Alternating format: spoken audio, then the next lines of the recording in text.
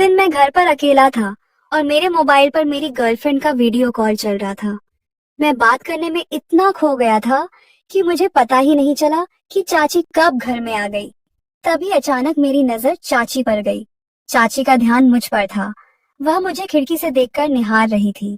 चाची की नजर कुछ अलग लग रही थी, इसलिए मैंने जल्दी ही अपनी बातचीत खत्म की और फोन रख दिया। कुछ ही पल बाद चाची मेरे पास आई और बोली, क्या कर रहा था रोहन? मैंने कहा, कुछ नहीं चाची, बस यूं ही बैठा था। चाची ने कहा, क्या मुझसे कुछ छिपाने की जरूरत है? चाची की बातें मुझे अजीब लग रही थी, फिर भी मैंने कुछ नहीं कहा। तब चाची बोली, चल उठ, मेरे कमरे में चल। मैंने पूछा, क्या हुआ? तब चाची बोली, चल उठ, रूम में जाकर बताती हूँ। मैं चाची के पीछे पीछे उनके कमरे में गया।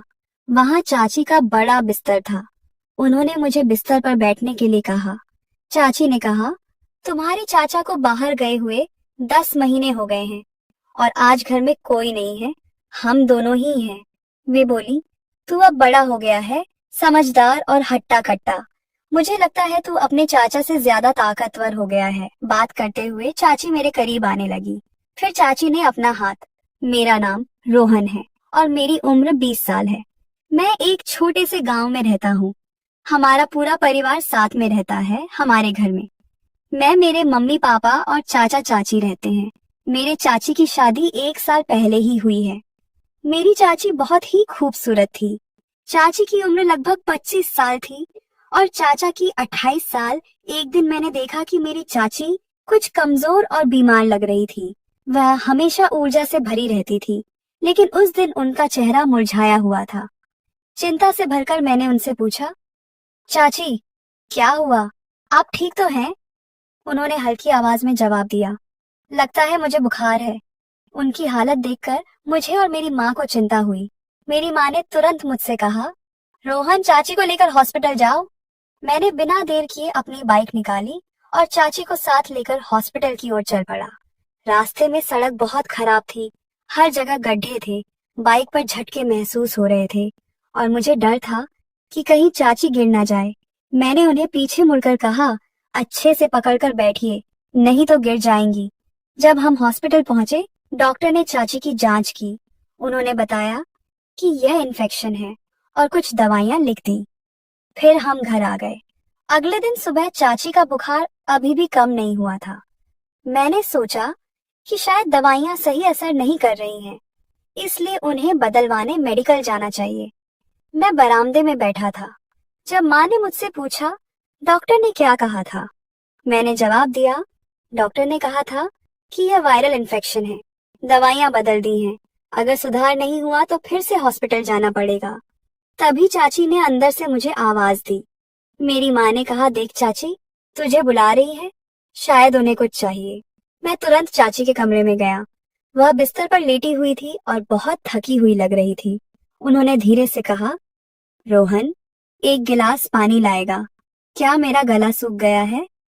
मैंने तुरंत जवाब दिया, हाँ चाची, आप आराम कीजिए, मैं अभी पानी लेकर आता हूँ। पानी लेकर जब मैं उनके पास पहुंचा तो मैंने गिलास उन्हें थमाया। हमारे हाथ हल्के से टकरा गए और उन्होंने सिर झुका लिया। उनकी कमजोरी और झिझक देखकर मेरा दिल भर आया। पानी देकर जब मैं कमरे से बाहर जाने लगा तो चाची ने कहा, रोहन, कहाँ जा रहा है? थोड़ी देर तो मेरे पास बैठ, मुझे बहुत अकेला लग रहा है। मैंने कहा, अरे चाची, मैं माँ की मदद कर रहा था। चाची बोली, अरे उसे छोड़, वह काम कर लेगी, बस थोड़ा मेरे पास बैठ। मुझे बहुत अकेला लगता है, मैंने सोचा और कहा, ठीक है चाची, मैं 5 मिनट बैठता हूँ तुम्हारे पास। मैं चाची के पास बैठ गया। चाची मुझे बहुत प्यार भरी नजर से देख रही थी। मुझे समझ आ रहा था कि वे मुझसे बात करना चाहती हैं, लेकिन कहने की हिम्मत नहीं जुटा पा रही थी। मुझे उनके अकेलेपन को देखकर बहुत बुरा लग रहा था। उनकी बातें, उनका व्यवहार और उनकी नजरें सब कुछ यह बता रही थी कि चाची मुझसे कुछ कहना चाहती है। अगले दिन चाची की तबीयत में सुधार हो चुका था और उन्होंने घर के छोटे मोटे काम करना शुरू कर दिया था। मैं बरामदे में बैठा हुआ मोबाइल पर कुछ देख रहा था। चाची झाड़ू लगाते हुए इधर उधर घूम रही थी। उनकी चाल और चेहरे पर एक नई ऊर्जा दिखाई दे रही थी। उनकी आंखों में एक अलग सी चमक थी, जैसे वे किसी बात पर खुश हो। झाड़ू लगाते हुए चाची धीरे धीरे मेरे पास आई। मैं महसूस कर सकता था कि उनकी नजरें बार बार मेरी ओर उठ रही थीं, मानो वे मुझसे कुछ कहना चाहती हों। लेकिन मैं चुपचाप बैठा रहा, क्योंकि मुझे लगा कि शायद यह मेरी कल्पना हो। कुछ समय बाद चाची एक कपाट के पास पहुंची और उसमें से कुछ निकालने की कोशिश करने लगी। कपाट ऊंचाई पर था और उनका हाथ वहां तक नहीं पहुंच रहा था। मैं दूर से यह सब देख रहा था, लेकिन उनके कहे बिना दखल देना नहीं चाहा। उन्होंने कुछ देर तक कोशिश की, फिर हार मानते हुए मुझे आवाज दी, रोहन, इधर आ सकते हो? मुझे कपाट पर रखा सामान नीचे लेना है। मैंने तुरंत मोबाइल नीचे रखा और उनके पास गया। क्या हुआ चाची, क्या मदद चाहिए? मैंने पूछा। चाची ने कपाट की ओर इशारा करते हुए कहा, यह कपाट बहुत ऊंचा है और मेरा हाथ वहां तक नहीं पहुंच रहा। तू मुझे ऊपर उठाकर रख, मैं सामान निकाल लूंगी। मैंने थोड़ा हंसते हुए कहा, चाची तुम क्या काम करवाती हो मुझसे? ठीक है, आओ। मैंने उन्हें सावधानी से उठाया। जैसे ही मैंने उन्हें ऊपर उठाया, मैंने मजाक करते हुए कहा, अरे चाची, तुम कितनी मोटी हो गई हो? चाची मेरी इस बात पर खिलखिलाकर हंसने लगी। हंसते हुए उन्होंने कहा, अभी बस मुझे नीचे उतार दे, काम हो गया। मैं भी हंसते हुए उन्हें धीरे धीरे नीचे उतार दिया। चाची ने राहत की सांस लेते हुए कहा, धन्यवाद रोहन, तुम्हारी मदद के बिना यह काम नहीं हो सकता था। सच में तुमसे बड़ा सहारा इस घर में कोई नहीं है। उनकी यह बात सुनकर मुझे थोड़ी खुशी हुई, लेकिन उनके शब्दों और उनकी नजरों में कुछ ऐसा था जिसे मैं समझ नहीं पाया। उनकी आंखें गहरी और भावनाओं से भरी हुई लग रही थी। मैंने बात को हल्के में लेते हुए कहा, कोई बात नहीं चाची, आप तो मुझे हमेशा काम में लगा देती हो। यह कह के मैं फिर से बरामदे में जाकर आराम से बैठ गया। चाची वापस अपने काम में व्यस्त हो गई, लेकिन मुझे लग रहा था कि उनके मन में कुछ चल रहा है। ऐसा लग रहा था कि वे मुझसे कुछ कहना चाहती हैं, लेकिन शायद वह हिम्मत नहीं जुटा पा रही थी। एक दिन मैं अपने घर की छत पर बैठकर अपनी गर्लफ्रेंड के साथ फोन पर बात कर रहा था। समय लगभग रात के 10 बज रहे थे। मेरे माँ बाप तो सो चुके थे, लेकिन चाची अभी जाग रही थी।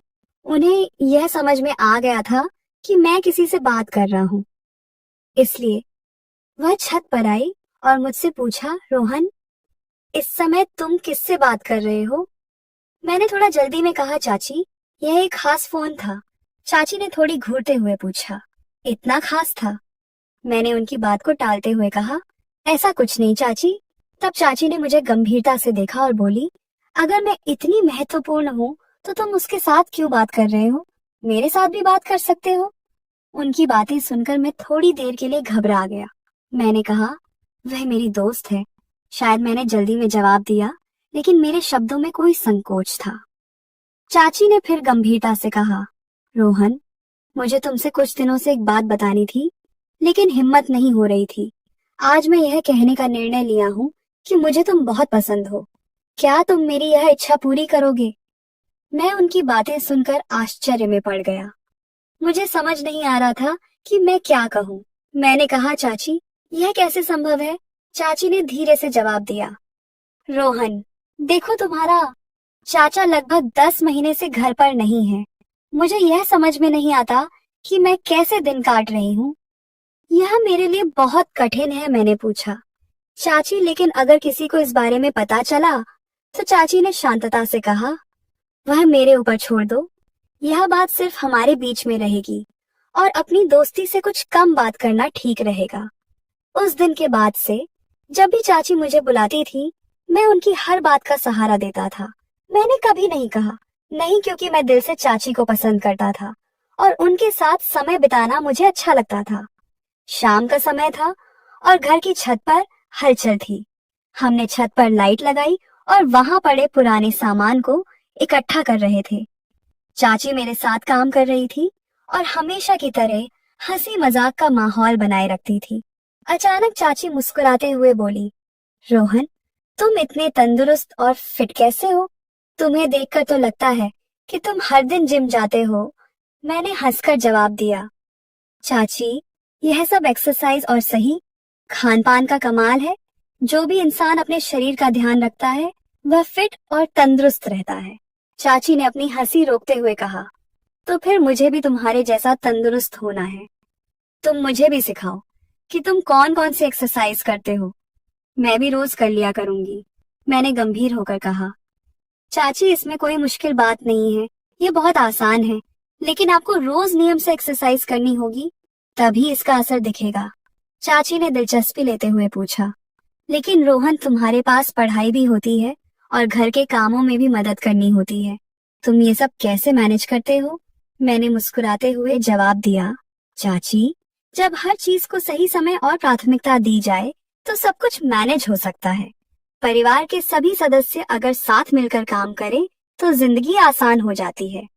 चाची ने सिर हिलाते हुए कहा, सच में हम सब मिलकर काम कर रहे हैं, ये कितना अच्छा लगता है। लेकिन अगर तुम्हारे चाचा यहाँ होते तो और भी अच्छा लगता। उनके चेहरे पर उदासी साफ झलक रही थी। चाची के पति का लंबे समय से घर पर ना होना उनके दिल पर भारी था। मैंने उनके भाव समझे, लेकिन कुछ कहने के बजाय उन्हें मुस्कान के साथ सहारा देने की कोशिश की। अगले दिन मैंने अपनी गर्लफ्रेंड प्रिया को फोन किया। मैंने उससे कहा, मुझे कल तुमसे मिलना है, किसी भी हाल में। वह थोड़ा चौंकी हुई बोली, अरे हम तो कल ही मिले थे, अब फिर से क्यों? मैंने गंभीरता से कहा, कुछ जरूरी बात करनी है। प्रिया राजी हो गई और हम शाम को एक गार्डन में मिले। वहां मैंने उससे कहा, प्रिया, हमें अब अपने रिश्ते के बारे में घर वालों को बताना चाहिए। मैं चाहता हूँ कि हम अपनी शादी की बात करें। प्रिया थोड़ी घबराई और बोली, लेकिन इतना जल्दी क्यों? क्या यह सही समय है? मैंने समझाते हुए कहा, आज नहीं तो कल तो यह करना ही होगा। मुझे अब इस तरह चोरी छिपे मिलना ठीक नहीं लगता। मैं अपने पिता से बात करूंगा और देखता हूँ कि वह क्या कहते हैं। शाम को जब मैं घर लौटा तो मैंने अपनी माँ से बात करने का मन बनाया। मैं डर और घबराहट के साथ उनके पास गया और उन्हें पूरी बात बताई।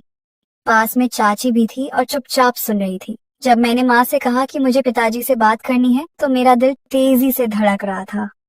माँ ने मुस्कुराते हुए कहा, तुम्हारे पिताजी को समझाना इतना मुश्किल नहीं है, उनसे बात करो, वह तुम्हारी बात जरूर मानेंगे। जब मैंने अपने पिता से बात की तो मैं यह देखकर हैरान रह गया कि उन्होंने बिना कोई शर्त लगाए मेरी शादी के लिए तुरंत हाँ कह दी। उनका यह सहयोग मेरे लिए राहत भरा था। प्रिया के घर वालों से भी बात हुई और उन्होंने भी खुशी खुशी हमारी शादी की तैयारियां शुरू कर दी। जब मैंने महसूस किया कि चाची अपने अकेलेपन से कितनी परेशान थी, तो मैंने तय किया कि इस समस्या का हल निकालना होगा। मैंने अपने चाचा को फोन किया, जो विदेश में नौकरी कर रहे थे। फोन पर बातचीत करते हुए मैंने उन्हें चाची की स्थिति के बारे में विस्तार से बताया। चाचा, चाची को आपकी बहुत जरूरत है, वे अकेली हो गई हैं और यह बात मुझे बहुत परेशान कर रही है। चाचा ने मेरी बात ध्यान से सुनी और कुछ देर चुप रहे। फिर उन्होंने गहरी सांस लेते हुए कहा, रोहन, मैं समझता हूँ, लेकिन यह नौकरी मेरे लिए भी बहुत महत्वपूर्ण है। मैंने उन्हें समझाने की कोशिश की। चाचा, मैं जानता हूँ कि यह नौकरी आपके लिए कितनी जरूरी है, लेकिन परिवार की खुशी से बढ़कर कुछ भी नहीं हो सकता। अगर आप चाहे तो भारत में ही नौकरी ट्रांसफर करवाकर काम कर सकते हैं। चाचा ने थोड़ी देर सोचा और फिर कहा, तुम बिल्कुल सही कह रहे हो रोहन। मैं कोशिश करूंगा कि मेरा ट्रांसफर भारत में हो जाए और एक बार भारत लौटकर मैं वादा करता हूँ कि अब कभी विदेश नहीं जाऊंगा। जब मैंने यह बात चाची को बताई तो उनके चेहरे पर खुशी की लहर दौड़ गई। उनकी आंखों में आंसू थे, लेकिन वह खुशी के आंसू थे। उन्होंने मुस्कुराते हुए कहा, रोहन, यह सब तुम्हारी वजह से हो पाया है। अगर तुम नहीं होते तो मैं शायद यह दिन कभी नहीं देख पाती। उन्होंने मेरी ओर देखा और कहा, तुमने हमारे रिश्ते को हमेशा मजबूत रखा है। तुमने कभी हमें धोखा नहीं दिया। तुम्हारी वजह से मैं अपने अकेलेपन से बाहर आ पाई हूँ। तुम्हारी समझदारी ने हमारा परिवार एक बार फिर से पूरा कर दिया है। यह अनुभव मेरे लिए बहुत सीख देने वाला था। मैंने देखा कि जब कोई इंसान अकेला होता है तो उसे कितनी कठिनाइयों का सामना करना पड़ता है। चाची का अकेलापन और उनके मन की पीड़ा को देखकर मुझे एहसास हुआ कि पति पत्नी के बीच दूरी कितनी तकलीफदेह हो सकती है। लेकिन जब दो लोग एक दूसरे की भावनाओं को समझते हैं और साथ निभाने का वादा करते हैं, तो जिंदगी वाकई खूबसूरत बन जाती है। चाचा और चाची का रिश्ता एक बार फिर से मजबूती के साथ खड़ा हो गया। इस पूरी घटना ने मुझे यह सिखाया कि परिवार के रिश्ते हमारे जीवन की सबसे बड़ी पूंजी है। अगर हम इन रिश्तों की जिम्मेदारी को समझें और उन्हें ईमानदारी और समझदारी से निभाएं, तो हर मुश्किल हल हो सकती है। अब चाचा भारत लौटने की तैयारी कर रहे थे और उनके आने की खुशी पूरे परिवार में झलक रही थी। मुझे उम्मीद है कि आप सभी इस कहानी से कुछ ना कुछ सीखेंगे। अगर आपको यह वीडियो पसंद आया हो तो लाइक करें, शेयर करें और चैनल को सब्सक्राइब करना ना भूलें।